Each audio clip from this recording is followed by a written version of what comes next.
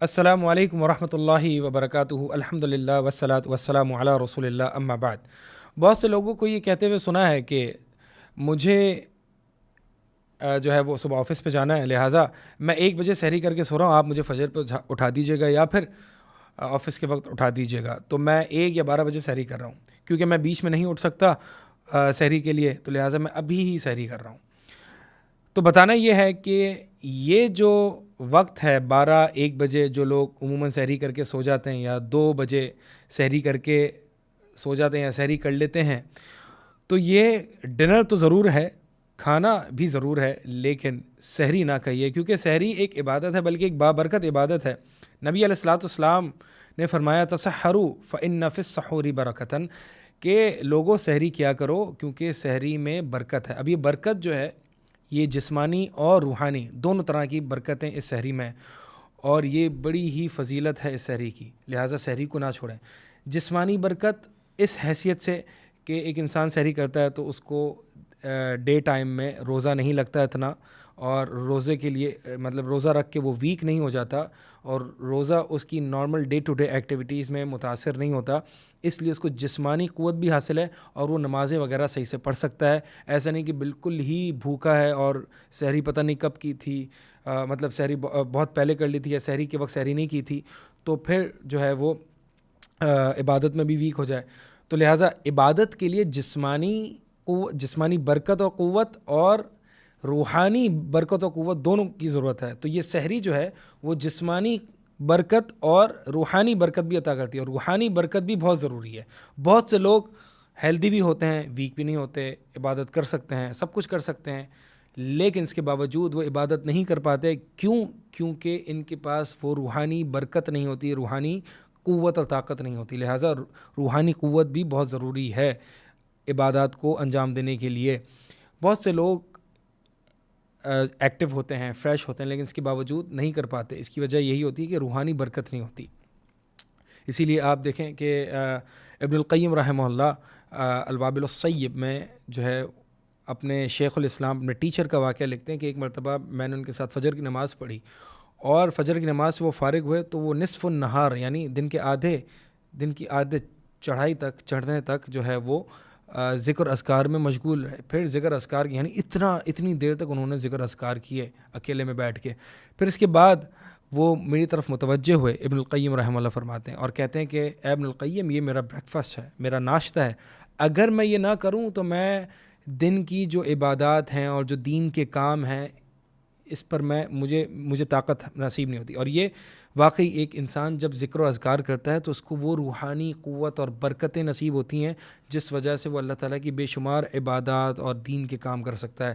تو لہٰذا بہت سے لوگ ہوتے ہیں جو یہ چاہتے ہیں، ایکٹیو بھی ہوتے ہیں، لیکن پتہ نہیں ان کو یہ سمجھ نہیں آ رہی ہوتی ہے کہ میری عبادت میں کون سی رکاوٹیں آتی ہیں۔ میں چاہتا بھی ہوں قیام اللیل کروں، میں چاہتا بھی ہوں جماعت سے نماز پڑھوں، میں چاہتا بھی ہوں دیگر عبادات کروں، لیکن پتہ نہیں کوئی نہ کوئی رکاوٹ آ جاتی ہے۔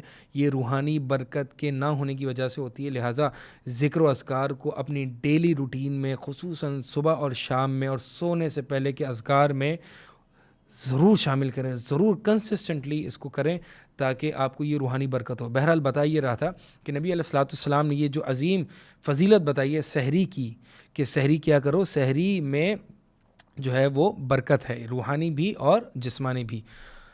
تو لہٰذا اس فضیلت میں شامل ہونے کے لیے ضروری ہے کہ سحری کو اس کے وقت پہ کیا جائے۔ یہ 12 بجے کا کھانا یا 1 بجے کا کھانا یا 2 بجے کا کھانا یہ سحری نہیں ہے، ڈنر ہے، کیونکہ سحری عبادت ہے اور عبادت کو اس کے اوقات میں انجام دیا جائے۔ تو صحیح قول کے مطابق جمہور علماء کے نزدیک سحری کا وقت سحر کے وقت ہے، یعنی یہ وہ وقت ہے کہ جو فجر کاذب اور فجر صادق کے درمیان کا وقت ہے، اور یہ وقت تقریباً آپ کہہ لیں 20-25 منٹ کا ہوتا ہے یا 20 منٹ کا ہوتا ہے۔ فجر کاذب وہ ہوتی ہے جو کہ آسمان یعنی ہمیں شہروں میں تو نہیں دکھتی، آج کل تو کیلنڈرز وغیرہ موجود ہیں تو ہمیں یہاں پہ دیکھنے کی ضرورت نہیں ہے، گویا کہ یہ ایک ٹائم کا اندازہ لگا سکتے ہیں۔ مثال کے طور پر زید بن ثابت رضی اللہ تعالیٰ عنہ کی حدیث میں بھی آتا ہے کہ فرماتے ہیں کہ نبی علیہ الصلوۃ والسلام اور ہماری سحری اور نماز فجر کے درمیان جو وقفہ ہوتا تھا وہ 50 سے 60 آیات کے درمیان ہوتا تھا۔ اب آپ خود اندازہ لگا لیں کہ 50 سے 60 آیات جو ہیں وہ کتنے ٹائم پیریڈ میں تلاوت کی جا سکتی ہیں. زیادہ سے زیادہ 20-25 منٹ لگا لیں یا 20 منٹ لگا لیں. تو یعنی نبی علیہ الصلوۃ والسلام سحری کر کے فارغ ہوتے اور نماز فجر کے لیے کھڑے ہوتے. یہ جو ٹائم سپین ہے یہ 20 سے 25 منٹ کا ہوتا. ٹھیک ہے, تو اس کا مطلب یہ ہے کہ سحری نبی علیہ الصلوۃ والسلام کی اذان فجر سے کتنا کلوز ہوتی تھی. اب یہ بات ہم جانتے ہیں کہ اذان فجر اور نماز فجر میں ایک وقفہ ہوتا ہے 20 منٹ کا یا جتنے بھی منٹ کا. ٹھیک ہے, تو نبی علیہ الصلوۃ والسلام کی سحری اور نماز میں جب تقریباً 25 منٹ کا فرق ہے, تو نبی علیہ الصلوۃ والسلام کی سحری اور اذان فجر میں یعنی فجر صادق میں کتنا کلوز ہوگی. یعنی گویا کہ ایک آخری نوالا لیا یا بس سحری ختم ہی کی, کھانا ختم ہی کیا اور یہاں پہ فجر صادق ہو گئی یعنی اذان فجر ہو گئی. تو اس کا مطلب یہ ہے کہ سحری کو مؤخر کیا جائے بہت حد تک.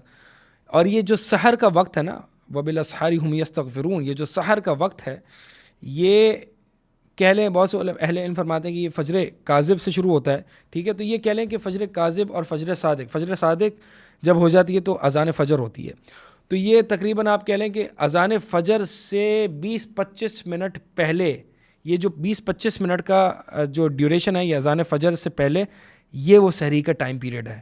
اس میں آپ نے سحری کرنی ہے تاکہ آپ سحری کی وہ جو برکتیں ہیں اس کو حاصل کر سکیں, جو کہ جسمانی اور روحانی برکتیں آپ کو مل سکتی ہیں اس سحری کے ذریعے. تو یہ بابرکت کھانا ہے.